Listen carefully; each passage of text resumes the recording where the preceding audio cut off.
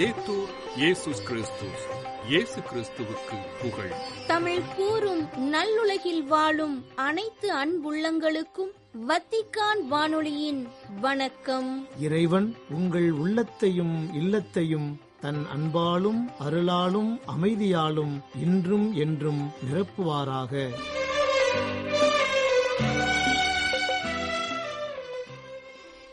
அன்பு உள்ளங்களே, வத்திக்கான் வானொலி இன்று உங்களுக்கு வழங்கவிருப்பவை தடம் தந்த தகைமை, விவிலிய தேடல் மற்றும் செய்திகள்.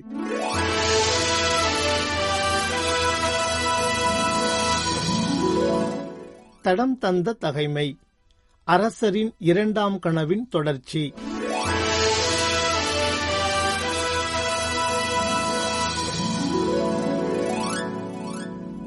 நெபுக்கத்நேசர் தனது இரண்டாம் கனவு குறித்து தானியேலிடம் தொடர்ந்து கூறியதாவது: நான் படுக்கையில் கிடந்தபோது என் மனக்கண் முன்னே இக்காட்சிகளைக் கண்டேன்.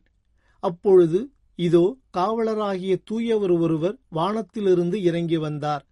அவர் தமது குரலை உயர்த்தி கூறியது இதுவே: இந்த மரத்தை வெட்டுங்கள், கிளைகளை தரித்து விடுங்கள், இதன் இலைகளையெல்லாம் பறித்தெறியுங்கள், இதன் கனிகளை சிதறடியுங்கள், இதன் கீழ் வாழும் விலங்குகள் ஓடிப்போகட்டும், இதன் கிளைகளில் தங்கிய பறவைகள் பறந்தோடட்டும்.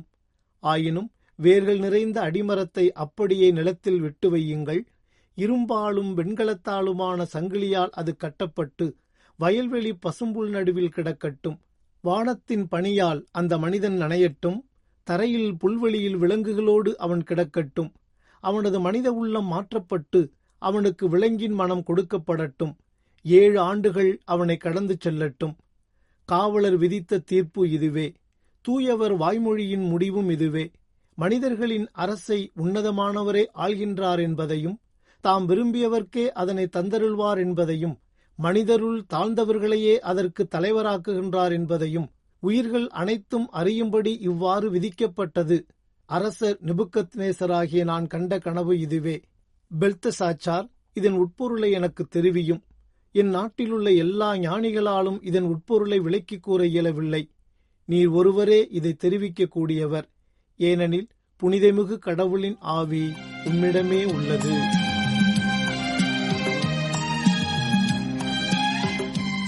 விவிலிய தேடல். திருப்பாடல் 31 பகுதி 1. கடவுளே நமக்கு அடைக்கலம் அருள்பவர். அடைக்கலம் தருகின்ற நாயகனே, அருள் மழை பொழிகின்ற தூயவனே, அடைக்கலம் எனக்கு நீ அல்லவோ, அன்புக்கு நீ ஒரு தாயல்லவோ, அடைக்கலம் தருகின்ற நாயகனே.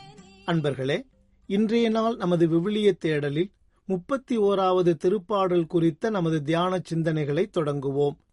பாடகர் தலைவர்க்கு தாவீதின் புகழ்பா என்று தலைப்பிடப்பட்டுள்ள இத்திருப்பாடல் தாவீதால் எழுதப்பட்டது. இது மொத்தம் 24 இறைவசனங்களை கொண்டுள்ளது. சவுல் மன்னரால் தாவீது துன்புறுத்தப்பட்ட போது தாவீது இத்திருப்பாடலை எழுதியிருக்க வேண்டுமென்று விவிலிய அறிஞர்கள் கருதுகின்றனர். இப்போது இத்திருப்பாடலில் 1 முதல் 4 வரை உள்ள இறைவசனங்கள் குறித்து தியானிப்போம். முதலில் அவ்வார்த்தைகளை பக்தியுடன் வாசிப்போம். ஆண்டவரே, உம்மிடம் நான் அடைக்கலம் புகுந்துள்ளேன். நான் ஒருபோதும் வெட்கமடைய விடாதேயும். உமது நீதிக்கேற்ப என்னை விடுவித்தரலும். உம் செவிகளை என் பக்கம் திருப்பியறலும். விரைவில் என்னை மீட்டரலும். எனக்கு அடைக்கலம் தரும் கற்பாறையாயிரும். என்னை பாதுகாக்கும் வலிமைமிகு கோட்டையாயிரும். ஆம், என் கற்பாறையும் கோட்டையும் நீரே. உமது பெயரின் பொருட்டு எனக்கு வழிகாட்டி என்னை நடத்தியறலும். அவர்கள் எனக்கென விரித்து வைத்துள்ள வலையிலிருந்து என்னை விடுவித்தரலும். ஏனெனில் நீரே எனக்கு அடைக்கலம். அன்பர்களே, தாவீது அரசர் இந்த 4 வசனங்களிலும் கடவுளே தனது அடைக்கலம் என்கிறார். மறைப்போதகத்திற்காக இத்தாலியிலிருந்து இந்தியாவின் தமிழகத்திற்கு வந்த பெஸ்கி என்னும் வீரமா முனிவர் நம் அன்னை மரியாவை அடைக்கலமாதா என அழைத்து பாக்கள் பல ஏற்றினார். அவர் கட்டியெழுப்பிய பெரும்பாலான ஆலயங்கள் அடைக்கலமாதா ஆலயங்கள் என்றே அழைக்கப்படுகின்றன. எனது சொந்த ஊரிலுள்ள ஆலயம் புனித விண்ணேற்பு அன்னை ஆலயம் என்று மறைமாவட்ட பதிவேட்டில் குறிப்பிடப்பட்டிருந்தாலும், எனது ஊரிலும் அதனைச் சுற்றியுள்ள கிராமங்களிலும் வாழும் எல்லா மதத்தவரும் அதனை அடைக்கல மாதா கோவில் என்றே இன்று வரை அழைத்து வருகின்றனர். அடைக்கலம் கொடுப்பவர் என்ற வார்த்தைக்கு புகலிடம் தருபவர், தஞ்சம் கொடுப்பவர், பாதுகாப்பளிப்பவர் என்றும் பொருள் கொள்ளலாம். இப்படிப்பட்ட குணங்களை கொண்டவராக வளர வேண்டும், வாழ வேண்டும் என்ற எண்ணத்துடன் கிறிஸ்தவ குழந்தைகள் சிலருக்கு அடைக்கலம், அடைக்கலசாமி, அடைக்கலராஜ், அடைக்கலமேரி என்ற பெயர்களும் திருமொழிக்கில் வழங்கப்பட்டன என்பதையும் நாம் நன்கு அறிந்து கொள்வோம். தெய்வீக நீதியின் கதிரவனே, தீமைகள் போக்கும் காவலனே, ஏழையின் கண்களை பாராயோ, என்னென்ன கவலைகள் தீராயோ, ஏழையின் கண்களை பாராயோ, என்னென்ன கவலைகள் தீராயோ, அடைக்கலம் தருகின்ற நாயகனே. மதுரையில் கிபி 13 முதல் 14ஆம் நூற்றாண்டுகளில் கிராமங்களில் இருந்த நிலச்சுவான்தாரர்கள் அவ்வூர் ஆட்சியாளர்களாகவும் செயல்பட்டு வந்துள்ளனர். இவர்கள் ஊர் பாதுகாப்புக்கென பாடி காவல் நியமித்துக் கொள்ளும் வழக்கம் இருந்துள்ளது. பாதுகாப்பு தந்து காவல் செய்யும் பாடி காவல் உரிமை எந்த ஊருக்கு யார் பெற்றுள்ளார்களோ அவர்கள் அதை உறுதிப்படுத்தி அறிவிப்பதை ஆசிரியம் கொடுத்தல் என்கிறார்கள். ஆசிரியம் என்ற சொல்லுக்கு பாதுகாப்பு தருதல், அடைக்கலம் தருதல் என்று பொருள். தமிழகத்தில் 75க்கு மேற்பட்ட ஆசிரியம் கல்வெட்டுகள் கண்டுபிடிக்கப்பட்டுள்ளன. பாடி காவல் முறையில் கிராமத்தை ஒரு குறிப்பிட்ட குழுவினர் காவல் காத்து வருவதை அனைவருக்கும் அறிவிக்கும் வகையில் கல்வெட்டை ஊரின் எல்லையிலோ மையப்பகுதியிலோ கோயில்களிலோ நட்டு வைப்பது வழக்கமாக இருந்துள்ளது. ஆகவே அடைக்கலம் என்பது தஞ்சமளிப்பது அல்லது புகலிடம் கொடுப்பது என்ற அர்த்தத்தில் கையாளப்படுவதை நாம் வரலாற்றிலும் காண முடிகின்றது. ஈழத்தமிழரின் புலம்பெயர்வும் கூட தொடக்க காலத்திலிருந்தே பல்வேறு தேவைகளுக்காக இடம்பெற்று வந்திருக்கின்றது. ஆனாலும் இலங்கையில் 1970களின் பின்னர் தமிழ் மக்கள் மீது கட்டவிழ்த்து விடப்பட்ட இன ஒழிப்பு நடவடிக்கைகள், அதன் விளைவாக உருவாக்கப்பட்ட ஆயுத கலாச்சார முறைமை என்பன காரணமாக தமிழ் சமுதாயம் நிலைகுலைந்து போனது. இதனால் சொந்த நாட்டை விட்டுவிட்டு ஐரோப்பா, ஆஸ்திரேலியா, அமெரிக்கா மற்றும் கனடா முதலான நாடுகளுக்கு புலம்பெயர்ந்து சென்றனர் அம்மக்கள். அவ்வாறு சென்ற அம்மக்களுக்கு அடைக்கலம் தந்தன அந்நாடுகள் என்பது மிகவும் குறிப்பிடத்தக்கது. இப்போது பல நாடுகளில் புலம்பெயர்ந்தோர் மற்றும் இடம்பெயர்ந்தோர் பிரச்சினைகள் பெரிதாக உருவெடுத்து வருகின்றன. அதிலும் குறிப்பாக தற்போது உக்ரைன் மீதான ரஷ்யாவின் தாக்குதலால் அதிக எண்ணிக்கையிலான மக்கள் அண்டை நாடுகளுக்கு புலம்பெயர்ந்து வருகின்றனர். உக்ரைனிலிருந்து வெளியேறிய புலம்பெயர்ந்தோரின் எண்ணிக்கை 26 லட்சத்தை கடந்துள்ளது. அதிகபட்சமாக போலந்தில் 16,55,503 பேர் தஞ்சமடைந்துள்ளனர். அதற்கு அடுத்தபடியாக ஹங்கேரியில் 2,46,206 பேரும், ஸ்லோவாக்கியாவில் 1,95,980 பேரும் உக்ரைனிலிருந்து வந்து தஞ்சமடைந்துள்ளதாக ஐநா வெளியிட்டுள்ள புள்ளி விவரங்கள் தெரிவிக்கின்றன. குறிப்பிட்டு சொல்ல வேண்டுமென்றால் போலந்து நாடுதான் அதிகமான மக்களுக்கு அடைக்கலம் கொடுத்துள்ளது. போலந்து நாட்டின் இந்த மனிதாபிமான செயலால் நெகிழ்ந்து போன நமது மறைந்த திருத்தந்தை பிரான்சிஸ் அவர்களும் அந்நாட்டினரை வெகுவாக பாராட்டினார் என்பது மிகவும் குறிப்பிடத்தக்கது. கடந்த 2022ஆம் ஆண்டு ஏப்ரல் மாதம் 17ஆம் தேதி உயிர்ப்பு பெருவிழாவன்று வெளியிட்ட அறிக்கை ஒன்றில் இவர்களுக்கு அடைக்கலம் அளித்து உதவி வரும் தொண்டு நிறுவனங்களை பாராட்டிய ஹங்கேரியின் கர்தினால் பீட்டர் எருதோ அவர்கள் உக்ரைன் குழந்தைகளின் பள்ளிப்படிப்பு தடைபடாமல் இருப்பது முக்கியம் என்றும், ஹங்கேரியின் கத்தோலிக்க பள்ளிகளில் ஏறத்தாழ 200 ஆசிரியர்கள் உக்ரைனிய குழந்தைகளுக்கு கல்வி கற்பிக்க முன்வந்துள்ளனர் என்றும், புடாபெஸ்ட் நகரிலும் அதற்கு வெளியிலும் உள்ள பல பள்ளிகள் உக்ரைனிய அல்லது ரஷ்ய மொழி மட்டுமே பேசும் குழந்தைகளுக்கு வகுப்புகளை தொடங்கியுள்ளன என்றும் தெரிவித்திருந்தார். இதன் வழியாக துயருறும் இந்த குழந்தைகளுக்கு வளமான எதிர்காலத்தை உருவாக்கும் நோக்கமுடன் ஹங்கேரியில் அடைக்கலம் தரப்பட்டுள்ளது என்பது புலனாகிறது. இந்தியாவின் ராஜஸ்தான் மாநிலம் கௌரெலியில் கடந்த 2022ஆம் ஆண்டு ஏப்ரல் மாதம் 2ஆம் தேதி இந்து முஸ்லிம் சமூகத்தினரிடையே கலவரம் வெடித்தது. இதில் 35 பேர் காயமடைந்தனர். வீடுகள் தீயிட்டு கொளுத்தப்பட்டன, கடைகள் சூறையாடப்பட்டன. கௌரெலியின் சந்தை பகுதியில் இந்து மத ஊர்வலம் ஒன்று நடைபெற்றது. அப்போது இருசக்கர வாகனத்தில் வந்த கும்பல் ஒன்று இஸ்லாமியர்கள் பகுதியை கடக்கும்போது அவர்களை அவமதிக்கும் வகையில் கோஷங்களை எழுப்பியதாக கூறப்படுகிறது. இதற்கு எதிர்ப்பு தெரிவிக்கும் வகையில் இஸ்லாமியர்கள் சிலரும் பதிலுக்கு கல்லெறிந்ததாக கூறப்படுகிறது. இதையடுத்து அங்கு கலவரம் வெடித்திருக்கிறது. அப்போது இந்த கலவரத்தின் தாக்குதலிலிருந்து தப்பிக்க முயன்ற 15 இஸ்லாமிய ஆண்களை ஒற்றை ஆளாக காப்பாற்றியிருக்கிறார் 48 வயது நிரம்பிய மதுலிகா சிங் என்ற ஒரு இந்து பெண். இவர் சந்தையில் துணிக்கடை வைத்திருப்பவர். கலவரக்காரர்களுக்கு பயந்து ஓடி வந்த 15 பேரும் மதுலிகாவின் கடைக்குள் வந்து தஞ்சமடைந்திருக்கின்றனர். அந்நேரத்தில் கடையிருக்கும் அதே கட்டடத்தின் மாடியில் இருக்கும் தனது வீட்டுக்குள் அந்த 15 பேரையும் அழைத்துச் சென்று தங்க வைத்திருக்கிறார் மதுலிகா. அப்போது அந்த 15 பேரும் பதுங்கியிருப்பது தெரிந்து கலவரக்காரர்கள் மதுலிகாவின் வீட்டுக்குள் நுழைய முற்பட்டிருக்கின்றனர். ஆனால் தனி ஒரு ஆளாக நின்று அவர்களை வீட்டுக்குள் நுழைய விடாமல் தடுத்து அந்த 15 பேரையும் பாதுகாத்திருக்கிறார். அவர்களுக்கு தேநீர் கொடுத்து கலவரம் அடங்கும் வரை சாந்தப்படுத்தியிருக்கிறார். இது குறித்து மதுலிகா கூறும்போது, திடீரென சந்தையில் அலறல் சத்தம் கேட்டது. அனைவரும் கடைகளின் கதவுகளை அடைக்கும் சத்தமும் கேட்டது. சில கடைகள் தீப்பிடித்து எரிந்தன. சிலர் கடைகளுக்குள் இருந்து பொருட்களை திருடிச் சென்றனர். தாக்குதலிலிருந்து தப்பிக்க சிலர் பயந்து ஓடி வந்தனர். அவர்களை எனது வீட்டுக்குள் வைத்து காப்பாற்றினேன். அவர்கள் வெளியில் இருந்திருந்தால் நிச்சயம் பயங்கரமாக தாக்கப்பட்டிருப்பார்கள். இங்கு பலகாலமாக இந்து முஸ்லிம்கள் இணைந்துதான் தொழில் நடத்தி வருகின்றோம். எல்லாவற்றையும் விட மனிதநேயம் பெரிது என்பதால் அவர்களை நான் காப்பாற்றினேன் என்றார். அன்பர்களே, இன்று மதங்களின் பெயரால் மனிதம் வெட்டி சாய்க்கப்படுகிறது என்பது எவ்வளவு பெரிய உண்மை! மனிதரை கொல், மதத்தை காப்பாற்று என்பதுதான் இன்றைய உலகில் வாழும் மதவெறி பிடித்தவர்களின் அடிப்படை கொள்கையாக ஒலிக்கின்றது. இது இந்தியாவில் மட்டுமல்ல, இஸ்ரேல் போன்ற நாடுகளிலும் இதுதான் அடிப்படை கருத்தியலாக கடைபிடிக்கப்பட்டு வருகிறது.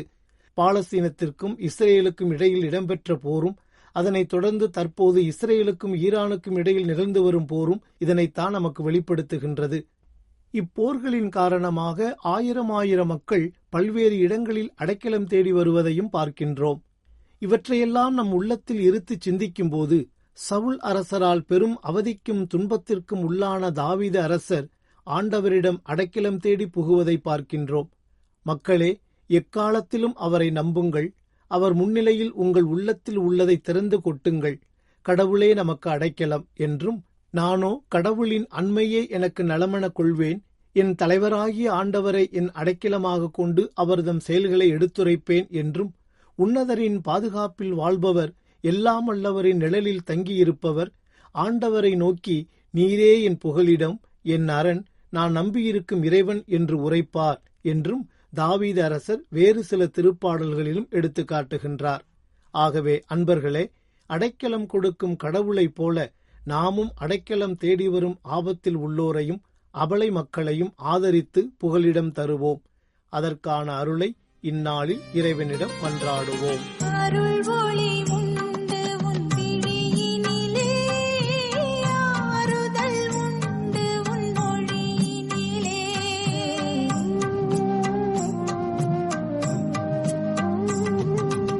அருள் ஒளி உண்டு உன் விழியினிலே, ஆறுதல் உண்டு உன் மொழியினிலே. பெரும் துயர் காப்பதும் கரமல்லவோ, பிறந்து நான் வாழ்வதும் வரமல்லவோ. பெரும் துயர் காப்பதும் கரமல்லவோ, பிறந்து நான் வாழ்வதும் வரமல்லவோ. அடைக்கலம் தருகின்ற நாயகனே, அருள் கடவுளே நமக்கு அடைக்கலம் அருள்பவர் என்ற தலைப்பில் இன்றைய விவிலிய தேடல் நிகழ்ச்சியை உங்களுக்கு வழங்கியது வத்திக்கான் வானொலி.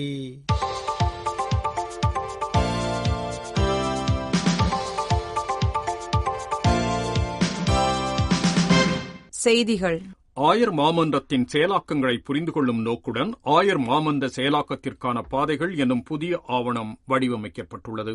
ஜூலை 7 திங்களன்று வெளியிடப்பட்ட இந்த ஆவணம் அகில உலக திரு அவை முழுவதும் ஒரே பாதையில் ஒன்றாக பயணிக்கும் ஒரு பொதுவான பகிரப்பட்ட கட்டமைப்பை வழங்குகின்றது. 2020ஆம் ஆண்டு மறைந்த திருத்தந்தை பிரான்சிஸ் அவர்களால் ஆயர் மாமன்றத்தின் செயலாக்கங்களை புரிந்து கொள்ள உதவுவதற்கென ஆரம்பிக்கப்பட்ட இந்த ஆயர் மாமன்றத்தின் தொடர் செயல்முறை 2028 அக்டோபர் மாதம் முழுமை அடையும் என்று தெரிவிக்கப்பட்டுள்ளது.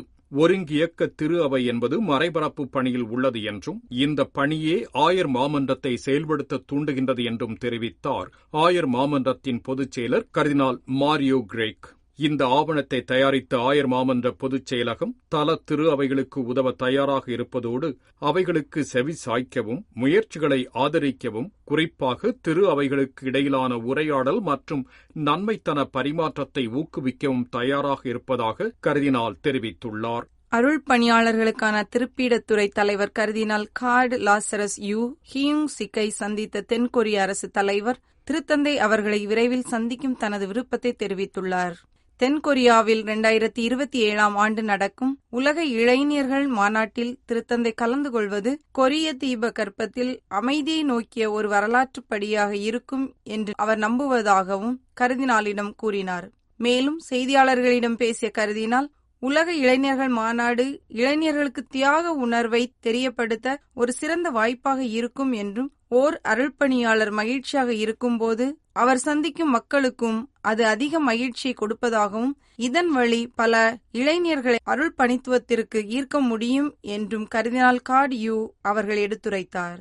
திருப்பிடத்தின் கலாச்சாரம் மற்றும் கல்வித்துறையின் தலைவரான கர்தினால் ஜோஸ் தொலந்தினோ தி மென்டோன்சா 7வது ஆண்டு சகோதரத்துவத்திற்கான விருதின் தேர்வுக்குழுவில் நியமிக்கப்பட்டுள்ளார். அல் அசாரின் தலைமை இமாமுடனான திருத்தந்தை பிரான்சிஸ் அவர்களின் வரலாற்று சிறப்புமிக்க சந்திப்பு மற்றும் சகோதரத்துவம் குறித்த கூட்டு ஆவணத்தை இருவரும் வெளியிட்டதைத் தொடர்ந்து பிப்ரவரி 2019 ஆண்டு 10 லட்சம் அமெரிக்க டாலர்களை பரிசாக கொண்ட இந்த விருது நிறுவப்பட்டது. சையத் விருது வழங்கும் நடுவர் மன்ற உறுப்பினர்களில் திருத்தந்தையால் தேர்ந்தெடுக்கப்பட்ட ஒருவர், அல் அசாரின் தலைமை இமாம் அவர்களால் தேர்ந்தெடுக்கப்பட்ட ஒருவர் மற்றும் ஐக்கிய நாடுகள் சபையின் பொதுச் செயலரால் தேர்ந்தெடுக்கப்பட்ட ஒருவர் இருப்பர். இந்த நியமனம் சகோதரத்துவத்திற்கான சையத் விருதை வழங்க தொடங்கியதோடு அதற்கான முதல் பெறுநராகவும் விளங்கிய திருத்தந்தை பிரான்சிஸ் அவர்களின் விலை மதிப்பற்ற மரபின் ஒரு பகுதி என்று கர்தினால் தொலந்தினோ கூறியுள்ளார். தெய்வ நிந்தனை குற்றத்திற்காக 23 ஆண்டுகள் மரண தண்டனை அனுபவித்த மனநலம் பாதிக்கப்பட்ட கத்தோலிக்கர் அன்வர் ஹென்னத்தை பாகிஸ்தான் உச்சநீதிமன்றம் அண்மையில் விடுவித்துள்ளது. சிறையில் இருந்த ஹென்னத்தை மருத்துவர்கள் சோதித்து அவரது மனநோயை உறுதிப்படுத்தியதைத் தொடர்ந்து மனநலம் பாதிக்கப்பட்ட ஒருவருக்கு குற்றவியல் ரீதியாக தண்டனை வழங்க முடியாது என்று நீதிமன்றம் தீர்ப்பளித்து அவரை விடுவித்துள்ளது. தற்போது 72 வயதாகும் கென்னத் நபிகள் நாயகம் மற்றும் குர்ஆன் பற்றி கடிதங்கள் எழுதியதாக கூறி 2001 கைது செய்யப்பட்டதாகவும், ஜூலை 2002 லாகூரில் உள்ள ஒரு நீதிமன்றம் தெய்வ நிந்தனை குற்றத்திற்காக அவருக்கு மரண தண்டனை விதித்து 17,985 அமெரிக்க டாலர் அபராதம் விதித்தது. கென்யா நாட்டை பொறுத்தவரையில் நாட்டை கட்டியெழுப்புவதிலும் நாட்டிற்கான முக்கிய முடிவுகளை எடுப்பதிலும் நாட்டின் இளையோரையும் ஒன்றிணைத்து செயல்பட வேண்டும் என அழைப்பு விடுத்தார் கென்யா ஆயர் பீட்டர் கிமானி நுதுங்கு. கென்யா ஆயர் பேரவையின் இளையோர் பணிக்கான அவையின் துணைத் தலைவர் ஆயர் கிமானி உரைக்கையில், மக்களுள் முக்கியத்துவம் குறைந்தவர்கள் என்று எவரும் இல்லை, அதிலும் குறிப்பாக இளையோர் என்பவர் நாட்டை கட்டியெழுப்பதில் மிக முக்கிய பங்கு வகிக்கின்றனர் என்பதை மனதில் கொண்டு அவர்களுக்கான முக்கியத்துவம் கொடுக்கப்பட வேண்டும் என கேட்டுக்கொண்டார். அதிகாரத்தில் இருப்போர் அடிமட்டத்தில் இருக்கும் மக்களின் பங்களிப்பை அங்கீகரித்து ஏற்றுக்கொள்ளும் தாழ்ச்சியான மனநிலையுடன் செயல்பட வேண்டும் எனவும் கேட்டுக்கொண்ட ஆயர், சமூக பொருளாதார வளர்ச்சிக்கென அவர்கள் ஆற்றும் பங்கு சிறிதாக இருந்தாலும் ஒன்றிணைந்த அவர்களின் முயற்சி வலுவான நாட்டை கட்டியெழுப்பதில் சிறப்பு சேவை ஆற்றுகின்றது என்றார். நாம் வெவ்வேறு பின்னணிகளை கொண்டிருந்தாலும், எந்த வேலையை செய்பவர்களாக இருந்தாலும், பணக்காரர், அறிவாளி, உயரமானவர், வித்தியாசமான தோற்றம் கொண்டவர் என்ற வேறுபாடுகளை கொண்டிருந்தாலும் அவைகளையெல்லாம் தூர ஒதுக்கி வைத்துவிட்டு ஒவ்வொருவரையும் மதிக்க முன்வர வேண்டும் எனவும் கேட்டுக்கொண்டார் ஆயர் கிமானி. இத்துடன் வத்திக்கான் வானொலியின் தமிழ் ஒலிபரப்பு நிறைவு பெறுகின்றது. உங்கள் செவிமடுத்தலுக்கு நன்றி. வணக்கம். வணக்கம்.